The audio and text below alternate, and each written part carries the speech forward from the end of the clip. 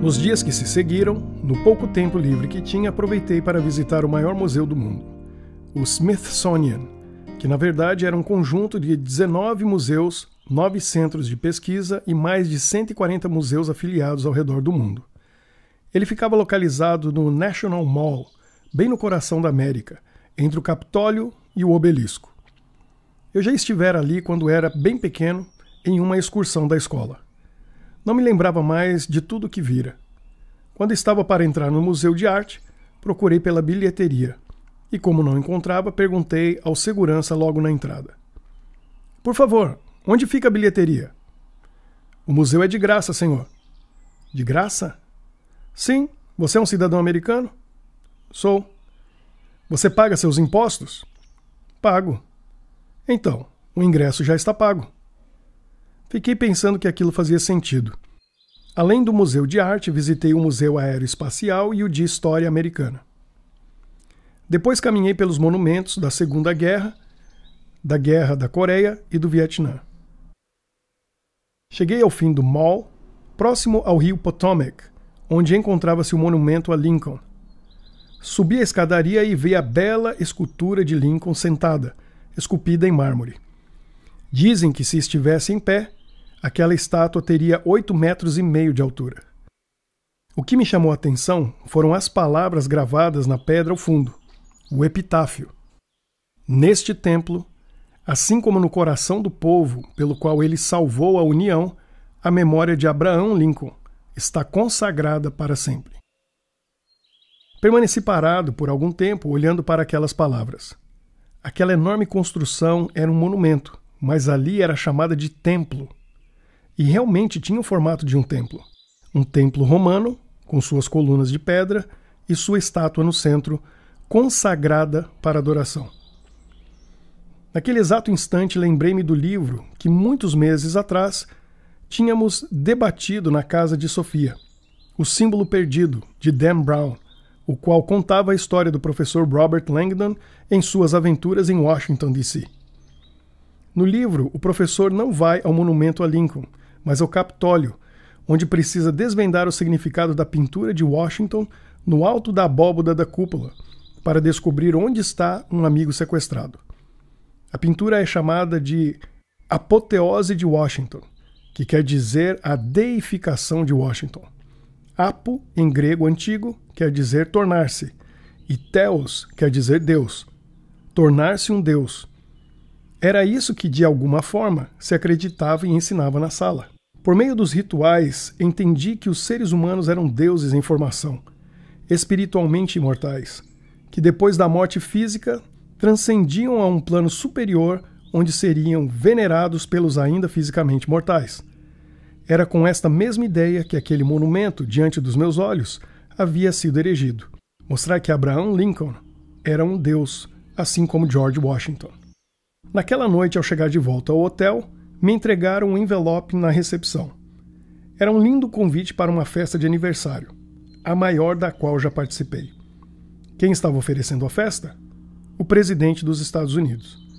O aniversariante? O Papa, que havia chegado ao país no dia anterior. O seu avião pousou na base Andrews da Força Aérea, que ficava bem ao lado de Washington, D.C., e o Papa foi recepcionado pelo presidente e uma multidão que o aplaudiu. Esta era a primeira vez que um presidente ia até a base para cumprimentar um dignitário estrangeiro. Os presidentes normalmente esperavam pelo visitante na Casa Branca. No dia seguinte, que era o dia do seu aniversário, o Papa foi formalmente recebido na Casa Branca. Mais de 9.000 pessoas se aglomeraram no gramado sul da Casa Branca, incluindo milhares de cidadãos comuns que ganharam ingressos de graça em um tipo de sorteio de loteria e outros 4.000 sem ingresso para a cerimônia, que se ajuntaram nas ruas ao redor da Casa Branca para ver o seu Papa móvel. A multidão cantou parabéns para o Papa, que completava 78 anos de idade naquele dia. O Papa falou à multidão em inglês, dizendo que tinha grande respeito por esta vasta sociedade pluralista, e terminou dizendo: Deus abençoe a América. No seu discurso, o presidente disse que a visita era uma lembrança aos americanos para distinguirem entre o simples certo e o errado, dizendo: nós precisamos da sua mensagem para rejeitar este relativismo ditatorial e abraçar a cultura da justiça e da verdade. Ele disse ao Papa que, na América, você encontrará uma nação que recebe bem o papel da religião na praça pública. Em um mundo onde alguns invocam o nome de Deus para justificar atos de terror, assassinato e ódio, nós precisamos da sua mensagem de que Deus é amor. E aceitar este amor é a maneira mais certa de impedir que o homem seja presa dos ensinos do fanatismo e do terrorismo. Depois daquela cerimônia, o presidente e o Papa se encontraram na sala oval, onde o presidente presenteou o Papa com um bolo de aniversário. Como eu era um convidado de honra, não poderia chegar à Casa Branca caminhando, especialmente por causa da multidão que cercava o local. Enviaram uma limusine para me buscar no Hotel Mônaco, que na verdade fica bem próximo. Como em outras ocasiões, a sala não me avisava com antecedência quanto a eventos especiais aos quais eu devia comparecer. Mesmo assim, nada deveria me surpreender. Eu sabia que o Papa estaria no país por acompanhar o noticiário, mas ninguém havia me dito que eu iria encontrá-lo. Assisti à chegada do Papa e à cerimônia no jardim. Fui conduzido pelo pessoal do presidente para o interior da Casa Branca. Era a primeira vez que visitava o seu interior. Encaminharam-me ao salão oval, onde já estavam o Papa e o presidente. As fotos já haviam sido feitas, o bolo já fora retirado, e só nós três permanecemos ali. Assim que a porta foi fechada, fui em direção ao Papa e o cumprimentei estendendo a mão. Como vai, Vossa Santidade? Vou bem, Sr. Marshall. Você foi bem recebido no Vaticano em minha ausência? Sim, o cardeal Parocchi nos levou para conhecer o interior da Basílica. Muito obrigado pela carta. Eu gostaria de ter estado lá para recebê-lo pessoalmente, mas não foi possível.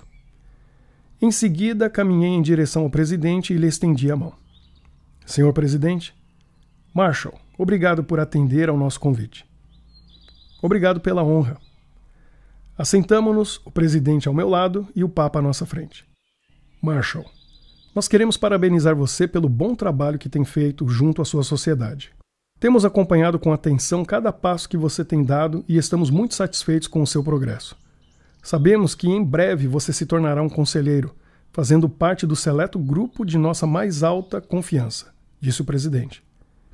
Muito obrigado, senhor presidente. Sou grato pelo privilégio de ajudar a construir um mundo melhor. É exatamente isso que queremos, Marshall. Por isso, Vossa Santidade está aqui hoje, não somente para as comemorações de aniversário, mas para conversarmos sobre o futuro do planeta. O Papa dirigiu-se a mim. Sr. Marshall, estamos prestes a atingir os elevados objetivos estabelecidos por grandes homens do passado. Esse processo leva tempo, deve ser pouco a pouco implantado na cultura dos povos. Nós temos o privilégio de fazer parte daqueles que serão os instrumentos para o cumprimento deste propósito. Um mundo unido, graças a vocês, fiéis apoiadores nas diversas sociedades. Estamos no limiar destes grandes acontecimentos.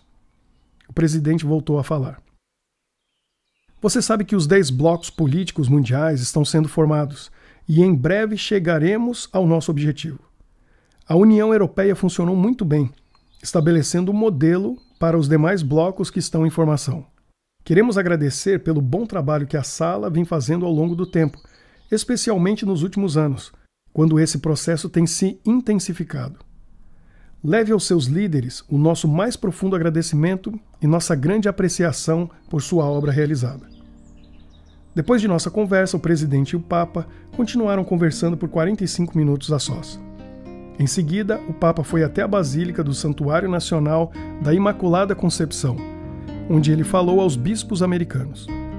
Mais tarde, já à noite, retornei para o jantar de Estado, concedido pelo presidente na Casa Branca para os cardeais, bispos e dignitários visitantes.